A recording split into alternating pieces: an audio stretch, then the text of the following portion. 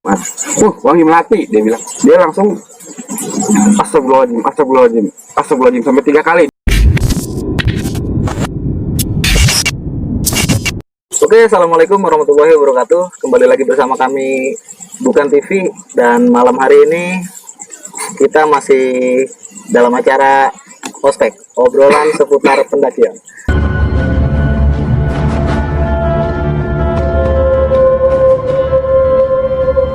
Oke, hari ini kita kedatangan tamu yang sangat istimewa nih, Bang Ute. Oke, Bang Ute, silakan.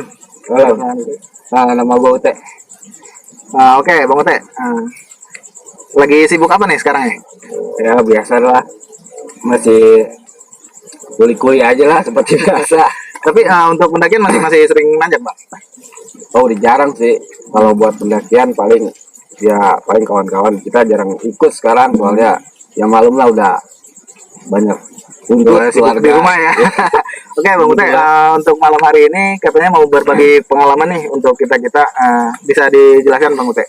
Ya, buat teman-teman semua, gue mau bagi cerita sedikit tentang gue mendaki ke Gunung Gede yang sangat menegangkan, sumpah asli, sangat banget tegang. Itu setahun atau 2 tahun? Itu waktu itu kejadiannya, waktu gue naik ke Gunung Gede itu tahun 2000, sekitar 2013. Oh, 2013 Iya, ya, lumayan lama ya. ya lumayan lah, lama juga. Itu berapa orang Bang nanjak itu, Bang? Naik kita ke Gede itu 13 orang. 13 orang. Waktu itu gue naik malam Jumat. 13 orang malam Jumat, Betul, ganjil ya. ganjil. Dari 13 orang itu acara atau gimana, Bang? Itu dari ke-13 orang itu gue sebenarnya nganter sih. Oh, nganter. Nganter gue 7 orang, yang gue antar tuh 5 orang. Dia antar ke gue pengen naik ke Gunung Gede sama kawan-kawan gue, anak teras cadas juga semua, terutama buat Aloy juga tuh, yang partner gue biasa. Oh, Bang Alay ya. Dari berangkat itu gue start dari Cicadas, gue berangkat dari Cicadas ya. Sore sekitar jam 5 sore gue berangkat, naik losbak. Waktu itu angkutan udah rame-rame sih soalnya, jadi kita nggak bawa motor.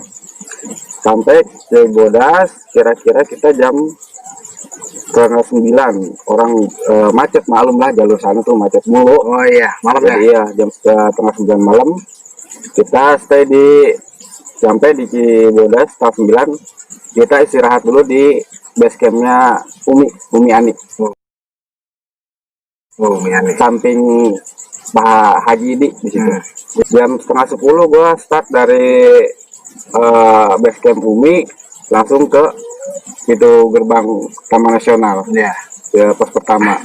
Itu 13 orang itu cowok semua, Bang? Cowok semua. Iya. Berarti trekkingnya malam? Trekking malam, jam setengah 10 malam.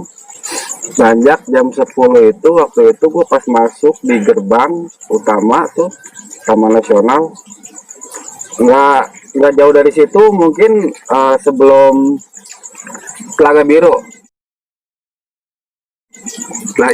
Sebelum Telaga Biru,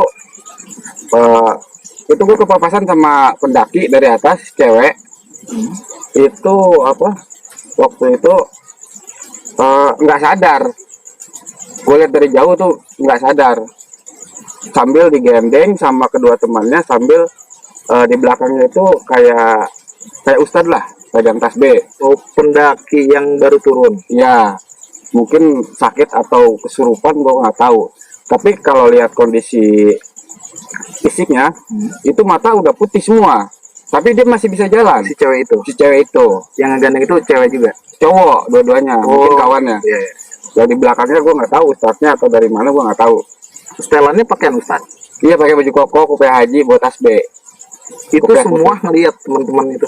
Semua ngelihat, memang itu benar pendaki. Iya, pada umumnya pendaki lah gitu. Pada umumnya pendaki. Terus pas di situ, nah yang tim gue ini, gue bilang kasih jalan, kata gue, kasih lewat. Nah pas di situ gue lihat kawan-kawan gue gue liat agak down kondisinya. Oh iya. Kondisi mungkin tadinya yang naik happy, bercanda-bercanda, pas lihat kayak gitu dari atas turun dia langsung diem semua. Ditambah lagi pemula ya baru. Ditambah lagi itu ada pemula. Berarti Bang Ute sama temen-temen tuh nungguin itu lewat dulu. Nah betul, nungguin itu lewat, dia sudah lewat. Oke, terus tempat ditanya sama temen gua Aloy, sama Pak Ustadznya, Pak kenapa? Pak Ustadznya cuma jawab biasa. Dalam arti biasa gua nggak pahamnya biasa. Kenapa? Apa kesurupan? Apa hipo? Apa? Gua nggak tahu dari situ. Apa dia ngedrop, cedera atau gimana? Tapi kalau lihat kondisi fisik si cewek, itu matanya udah putih semua, ngelihatnya ke atas terus gitu. Tapi dia masih bisa berjalan, cuma digandeng kanan sama kirinya, digandeng sama kawannya berdua. So, dari pas itu aman dong Sony. Ya alhamdulillah aman sampai lewat Laga Biru sampai jembatan kayu.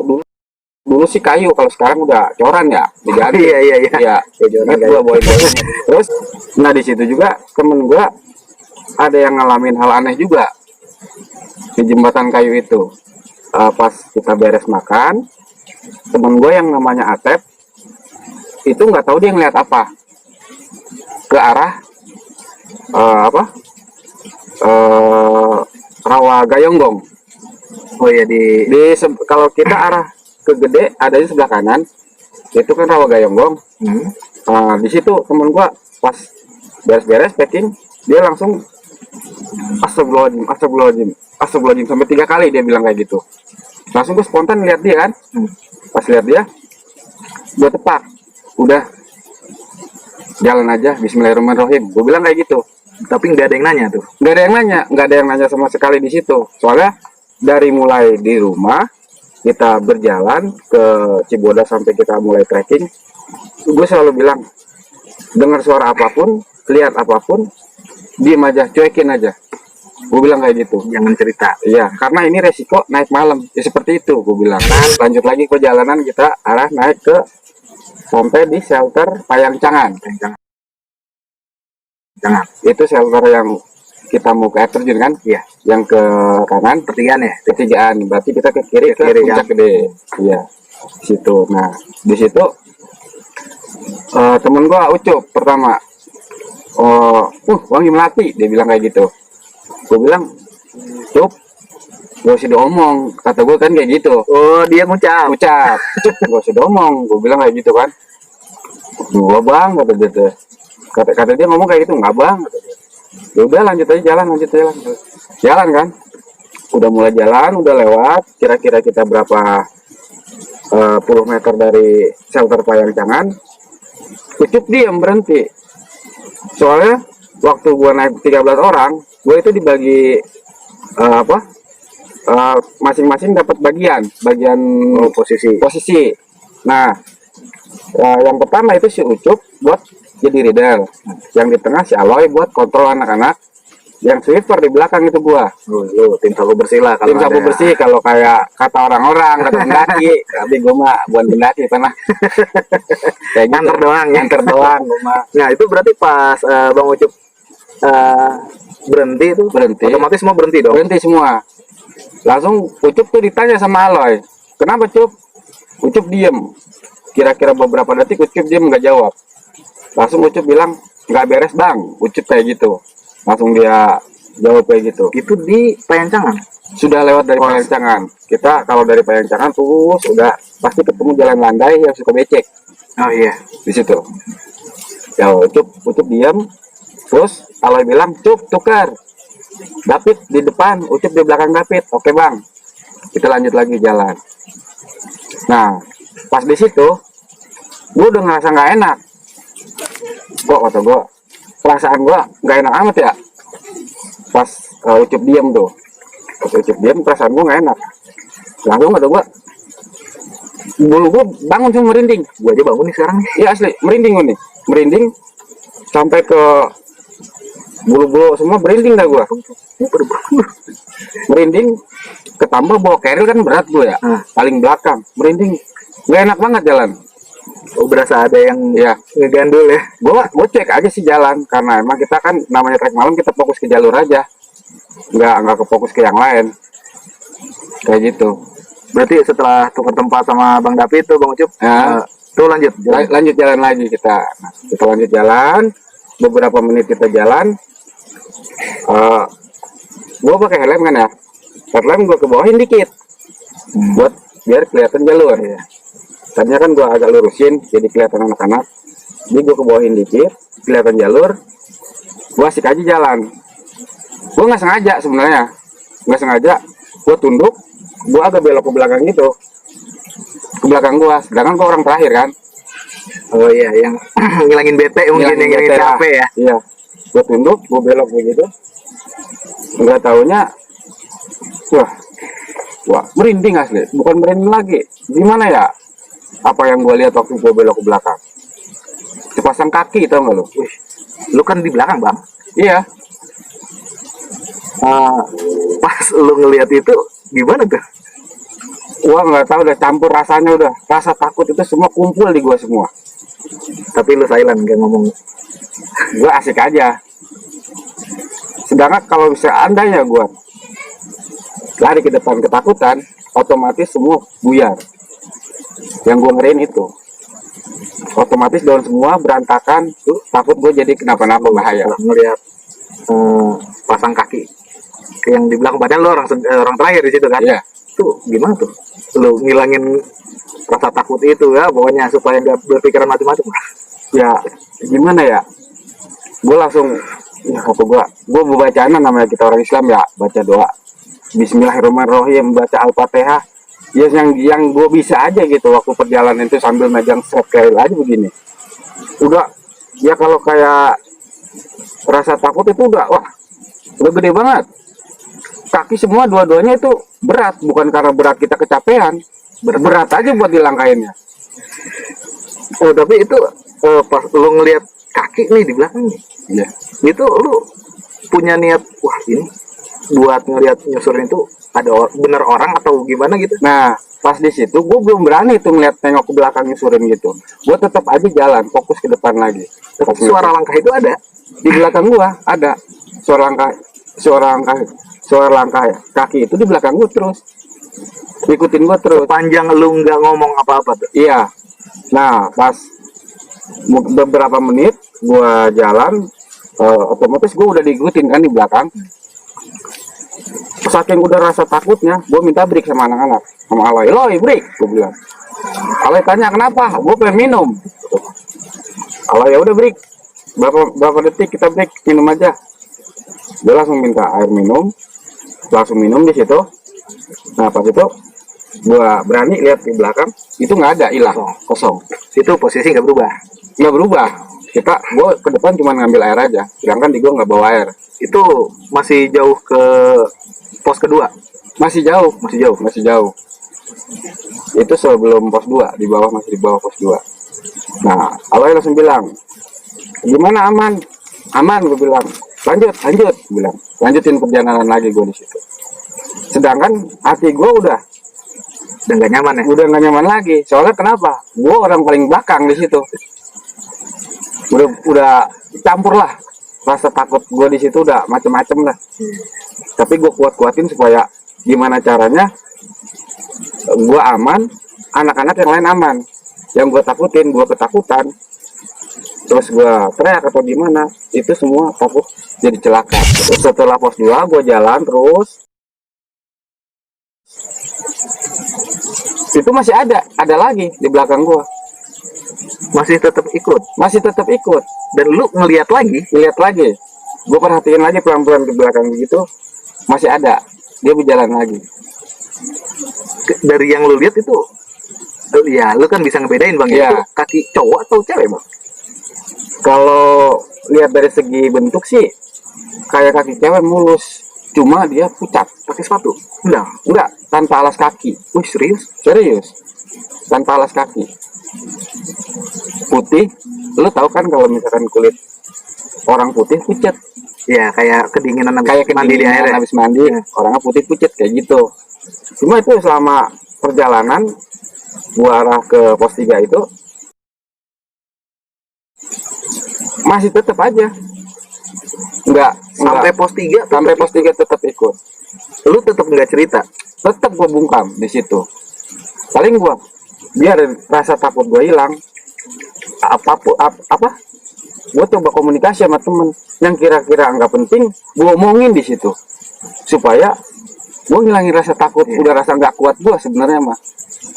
Dan lu nggak tukar posisi kayak yang Bang Ucup di awal tuh? Enggak. Terus pas sampai pos 3 lanjut, kita nggak break, lanjut gua bilang sama kawan gua Ipal, dampingin gua belakang. Ipal ngedampingin gua tuh sebentar kan, ngedampingin gua sebentar, nggak lama Ipal langsung jalan sempit, Ipal maju lagi di depan gua, jadi posisi gua masih tetap di belakang.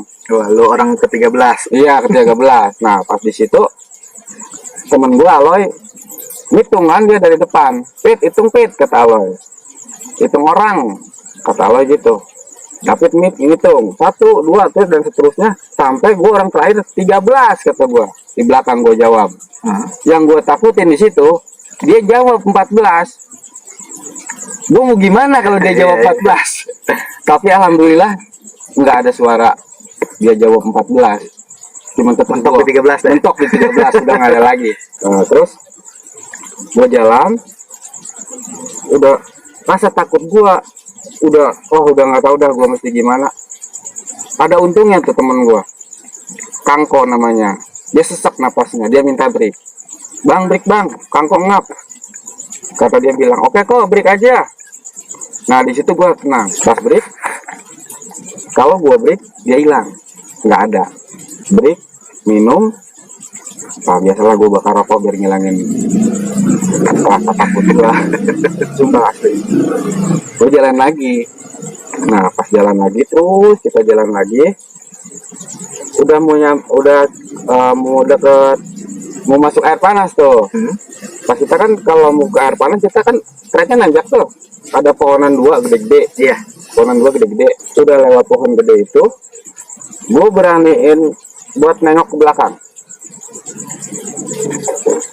Terus gue beraniin buat nengok ke belakang karena gue lihat di depan sana itu ada tenda pendaki. Di sebelum air panas mungkin dia ngecamp di situ. Pas mau masuk air panas, gue coba nengok ke belakang. Di situ gue nengok ke belakang tuh nggak sekaligus gue nengok begitu, gue pelan-pelan nengok dari bawah. Gue lihat cuma gini, rambutnya panjang. lu ngeliat utuh rambut panjang, pakai daun putih. dari bawah lu ngeliat lu Iya, papai itu. dari papai daun putih, cuma dia nggak berani tunjukin muka, semua ketutup rambut. Posisi dia ngadep ke lu kan? Ngadep ke gua, Rambutnya ke depan. tunduk. Tunduk gitu ya. Ini ngomong-ngomong gue jadi merinding asli nih. Gue juga ngerinding dari tadi nih bang. Berarti itu pas lu ngeliat sosok dia, Ya, itu udah ngelewatin tenda yang lu lihat itu. udah. Jadi lu buat nguatin rasa penasaran lu, ini beneran tenda orang atau bukan? Pas di situ, pas gue lihat begitu, gue beraniin coba lihat, langsung hilang. Tendanya? Bukan tendanya, makhluk itu hilang. Sampai air panas itu hilang.